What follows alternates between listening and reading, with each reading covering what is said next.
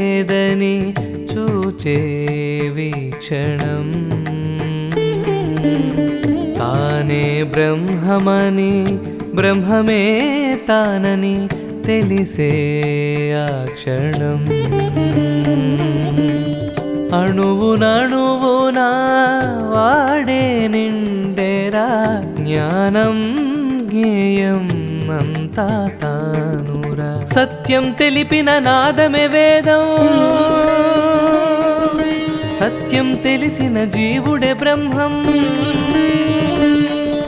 సత్యం తెలిపిన నాదమే వేదం సత్యం తెలిసిన జీవుడే బ్రహ్మం ఆర్ష సూఫీ వేదాంత సారం ఆర్ష సూఫీ వేదాంత సారం విన్నా కన్నా కరమునందున మలకం బ్రహ్మైక్యం ప్రజ్ఞానం బ్రహ్మా ప్రజ్ఞానం బ్రహ్మా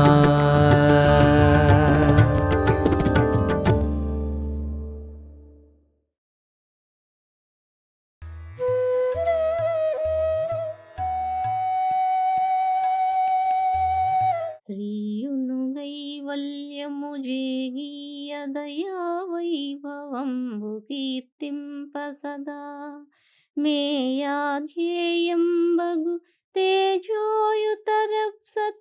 గూర్చు శుభ శతకంబుల్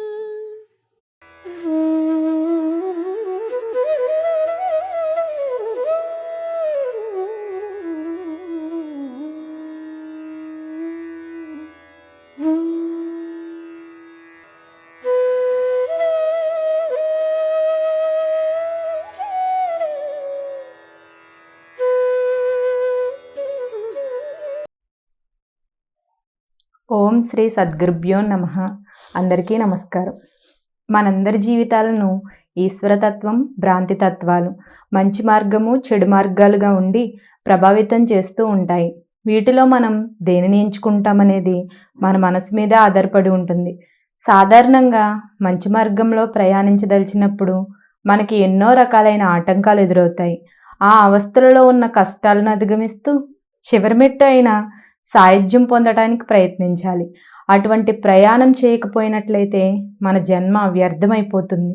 అందువల్ల మనలో ఉన్న ఆత్మ చైతన్యాన్ని దర్శించి ఈశ్వర పరిణామం సాధించినప్పుడు మాత్రమే జన్మ సార్థకం అవుతుంది. కాబట్టి దానికోసం ప్రయత్నించాలి. కానీ మనం చేసే చిన్న చిన్న సాధనా విషయాలతో తృప్తి పడిపోకూడదు.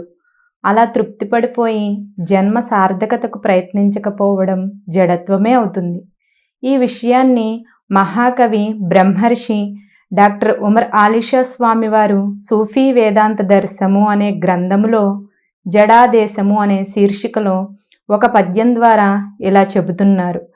తపములు చేసి స్వతంత్రులై దివిని సందర్శించువారుండ ఏ తపములు చేయక సాధు సేవ భజనాదర్శంబులు నమ్మి మేమపవర్గము గ్రహింపనుంటిమి హరిధ్యానంబు ముఖ్యంబు తత్కృపయే బంధ విముక్తి హేతువను తృప్తిని కొందరున్నారసి. తపస్సులు చేసి స్వతంత్రులై స్వర్గాన్ని దర్శించేవారు కొంతమంది ఉండగా, కొంతమంది మాత్రం ఏ తపస్సులు చేయకుండా సాధువులను సేవించడం, భజనలు చేయడం మొదలైన విధానాలను నమ్మి మేము మోక్షాన్ని పొందబోతున్నామని, హరిధ్యానమే ముఖ్యమని, ఆ భగవంతుని దయే బంధాలను తొలగిస్తుందని తృప్తి పడిపోయి ఉన్నారు. అయ్యో, వారంతా ఈ సత్యాన్ని ఎప్పటికి గ్రహిస్తారో అని దీని భావము. ఈ పద్యాన్ని మరింత వివరించుకుందాం. ముందుగా తపములు చేసి స్వతంత్రులై దివిని సందర్శించువారుండా అంటున్నారు. తపస్సులు చేసి స్వతంత్రులై స్వర్గాన్ని సందర్శించేవారు కొందరున్నారు. వారే నిజమైన సాధకులు. తెలిసిన సద్గురువును ఆశ్రయించి ఆ సద్గురువు ఆదేశించిన జ్ఞాన మార్గంలో ప్రయాణం చేస్తూ మనలో ఈశ్వరతత్వం ఎంతవరకు ఉంది, భ్రాంతితత్వం ఏ విధంగా ప్రభావం చూపుతుంది అని ప్రతి క్షణం పరీక్షించుకుంటూ జ్ఞాన మార్గంలో వెళుతూ మానవత్వపు లక్షణాలను ఏర్పరుచుకుంటూ ఉత్కృష్ట మానవుడిగా పరిణామం పొంది సాధనాశక్తితో తమలో ఉన్న దివ్య ప్రకాశాన్ని దర్శించి తరించే మార్గంలో ప్రయాణం చేస్తారు. అటువంటి వారు స్వతంత్రులై అంటే ఏ విధమైన బంధాలకు లోను కాకుండా ఉంటారు. అంటే బంధాల రూపంలో కలిగే తాత్కాలిక సుఖాలకు సంతోషపడకుండా, అలాగే దుఃఖాలకు కృంగిపోకుండా స్థితప్రజ్ఞతతో జీవిస్తూ బంధాలను తొలగించుకుని ఈ జగత్తుని స్వర్గంగా మార్చుకుని అద్భుతమైన ఆదర్శవంతమైన జీవాన్ముక్త స్థితిలో ఉంటారు. ఈ విధంగా కొందరున్నారని చెప్తున్నారు. మరి కొంతమంది మాత్రం ఎలా ఉన్నారు? ఏ తపములు చేయక, తపస్సులు ఏమి చేయకుండా ఈ జన్మ ఎందుకు వచ్చింది అనే ఆలోచన లేకుండా, ఆధ్యాత్మిక జ్ఞానాన్ని పొందాలనే తపన లేకుండా, సాధన చేయకుండా, గురువుని ఆశ్రయించకుండా వారి జీవితాన్ని కాలయాపన చేస్తూ ఉంటారు. వారికి ఉన్న భౌతికపరమైన విషయాలలో ఇరుక్కుని ఆధ్యాత్మిక ప్రకాశాన్ని దర్శించే ప్రయత్నం చేయడం లేదు. అటువంటి వారు ఎంతవరకు తృప్తి పడుతున్నారంటే సాధుసేవ భజనాదర్శంబులు నమ్మి అంటున్నారు. వారు సత్పురుషులకు సేవ చేసి ఆ సేవ చేయటం వల్ల నా జన్మ తరించిపోతుంది అన్నట్లుగా భావం చెందుతూ ఉంటారు. భజనాదర్శంబులన్ అంటున్నారు. అంటే భజన చేయడం, ప్రతిరోజు ఆయా మతాలలో ఉన్న భగవంతుని మందిరాలకు వెళ్ళడం, అక్కడ ఉన్న పెద్దవులను, సాధువులను, సన్యాసులను, యోగులను మొదలైన వారందరికీ కూడా సేవ చేసుకోవడం, వారికి కావలసిన వాటిని సమకూర్చడం చేస్తూ జీవితాలను గడుపుతున్నారు. అటువంటి వారిని ఆధ్యాత్మికత అంటే మీరు ఏమి అర్థం చేసుకున్నారు? సేవలు చేయడం ద్వారా మీరు ఏమి పొందారు? జ్ఞానం అంటే ఏమిటి? అది ఎప్పుడు కలుగుతుంది అని వారిని మనం ప్రశ్నించినప్పుడు వారు ఏం చెప్తున్నారు? మేము అపవర్గము గ్రహింపనుంటిమి అంటారు. మేము ఈ సాధువులందరికీ సేవ చేస్తున్నాము, భగవంతుని మందిరంలో భజనలు పూజలు చేస్తున్నాము, మేము ఖచ్చితంగా మోక్షాన్ని పొందుతాము అని వారు భావిస్తారు. అలాగే హరిధ్యానంబు ముఖ్యంబు. హరిధ్యానం అంటే భగవంతుని ధ్యానం చేసి భగవంతుని నామస్మరణ చేస్తే సరిపోతుందని తృప్తి పడుతున్నారు. కానీ ఇది సత్యం గ్రహించడానికి సరిపోదు. మనలో ఉన్న తత్వాన్ని తెలుసుకోవాలి అంటే దానికి సాధన ఎంతో అవసరము. కానీ వారు ఇవేమీ అవసరం లేదు, ఆ భగవంతుడికి నమస్కారాలు పెట్టేస్తే మనకు మోక్షాన్ని ఇచ్చేస్తాడు అనే భ్రమలో వారు ఉంటారు.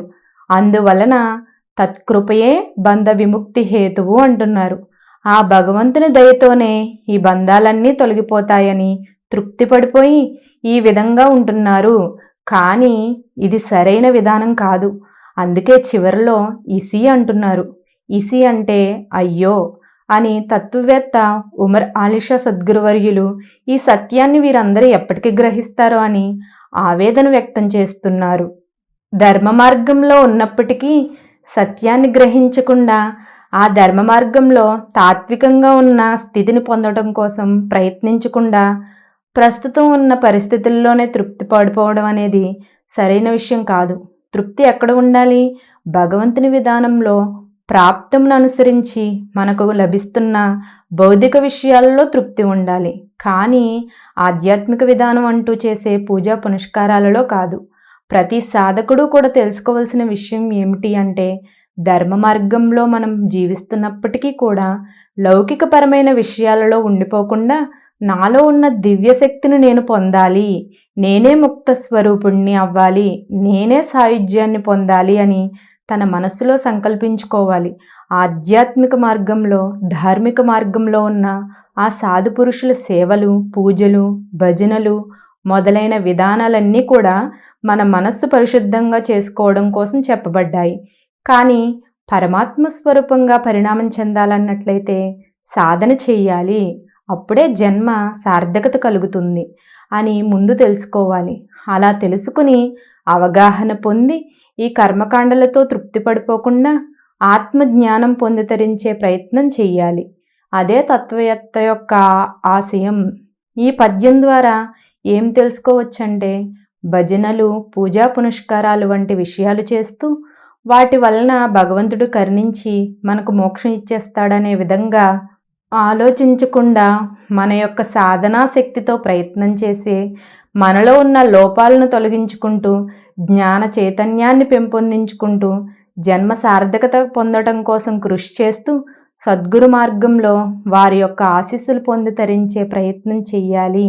ఆ దృక్పథంతో మనమంతా సాధన చేద్దాం. అందరికీ నమస్కారం. ఓం శ్రీ సద్గురు.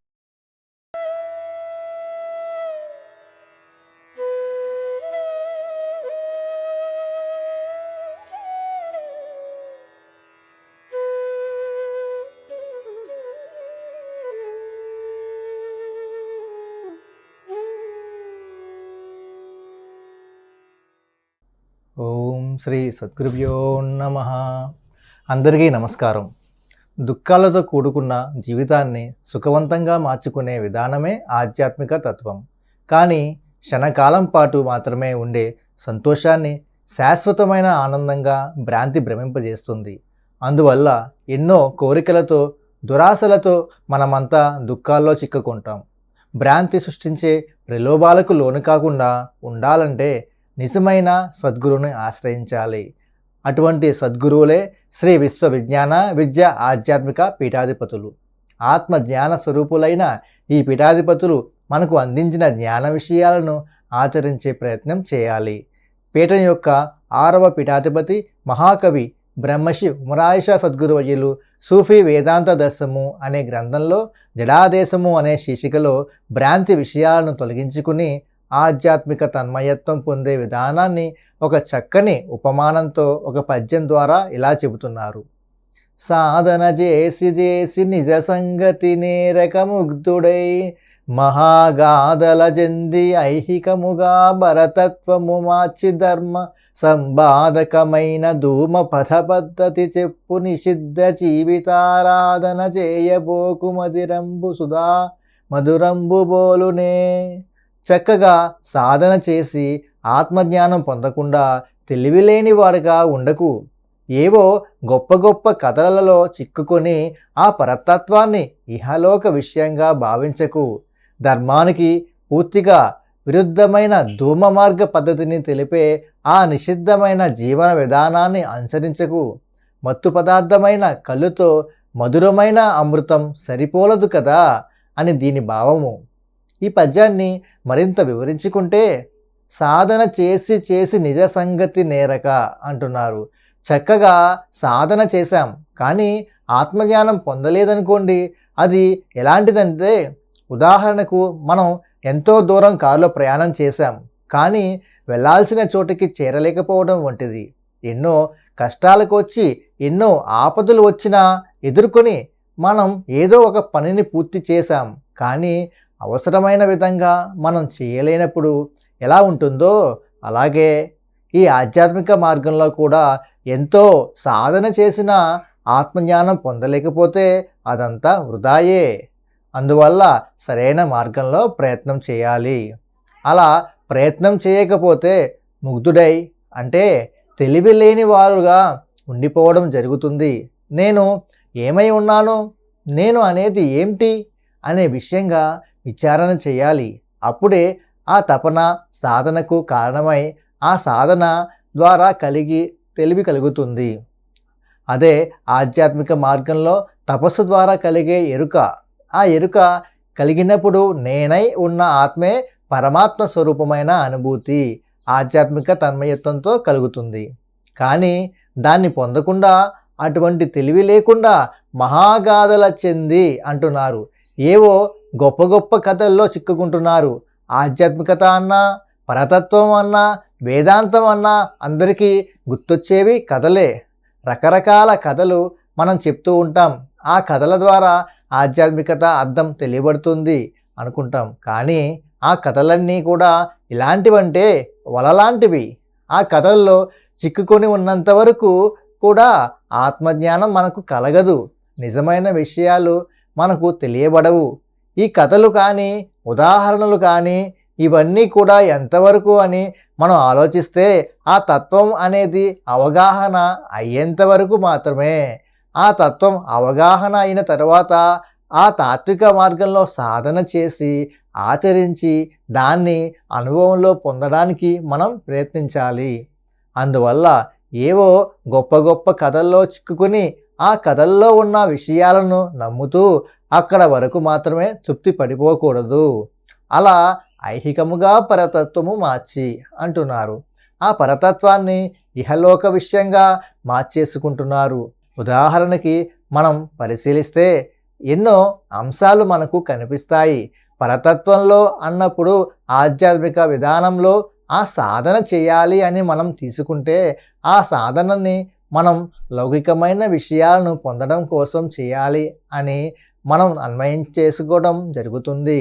ఆ పరతత్వాన్ని పొందవలసిన మార్గాన్ని ఇహలోక విషయంగా మనం ఊహించుకుంటూ మోసపోతూ ఉన్నాం. అందువల్ల పరతత్వాన్ని ఇహలోక విషయంగా మార్చవద్దు.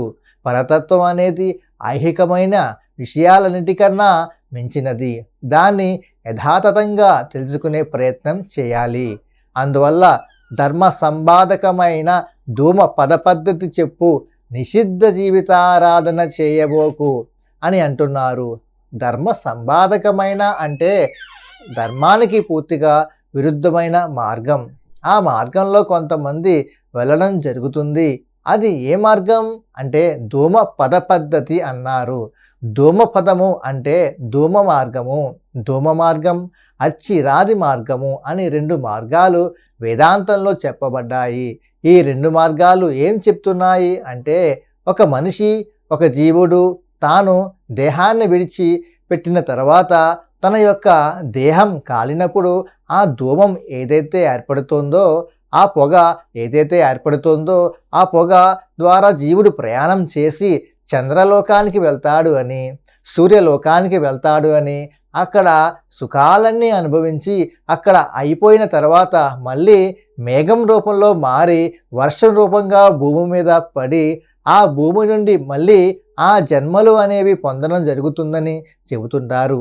ఆ ధూమ మార్గం చెప్పే ఆ విధానమే సరైనది అని కొంతమంది భావిస్తారు. కానీ అది సరైన మార్గం కాదు, అది యథార్థం కాదు, అది సత్యం కాదు.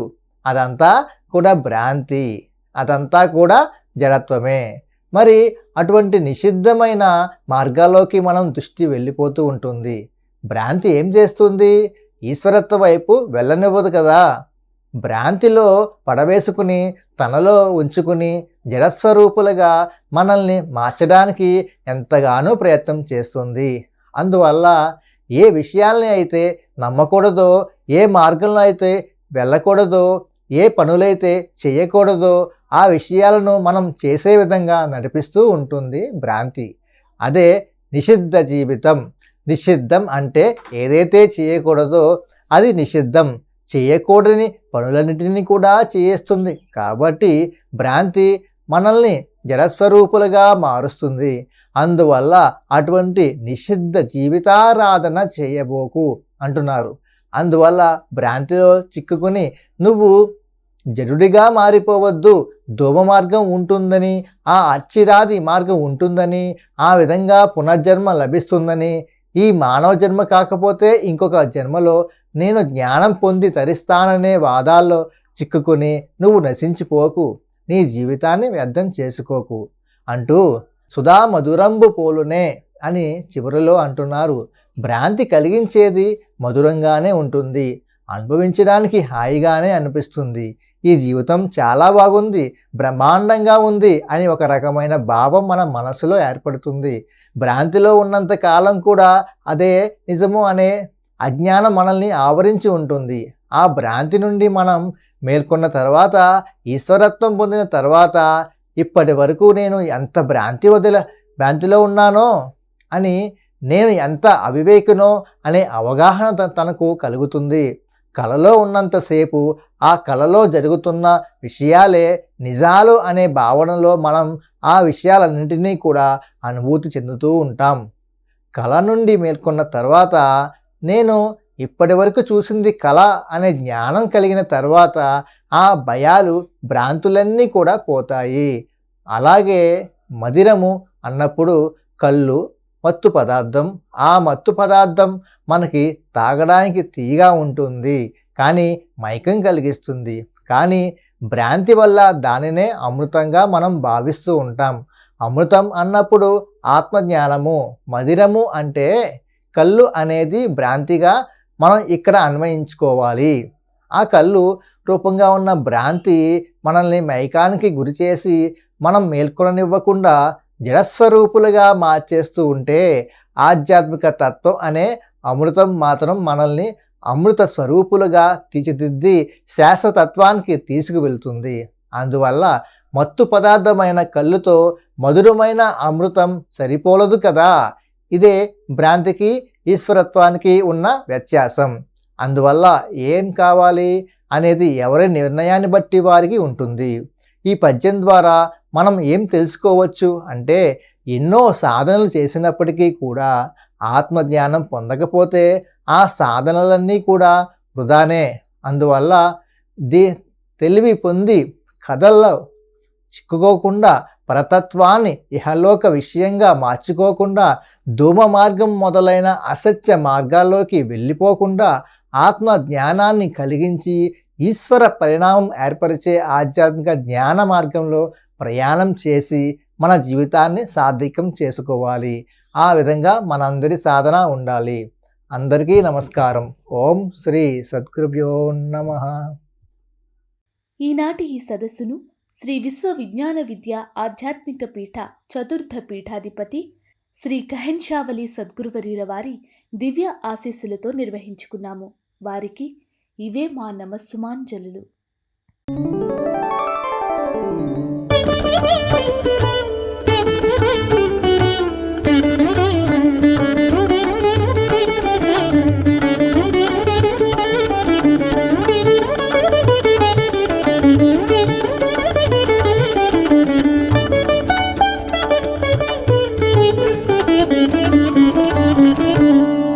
ప్రజ్ఞానం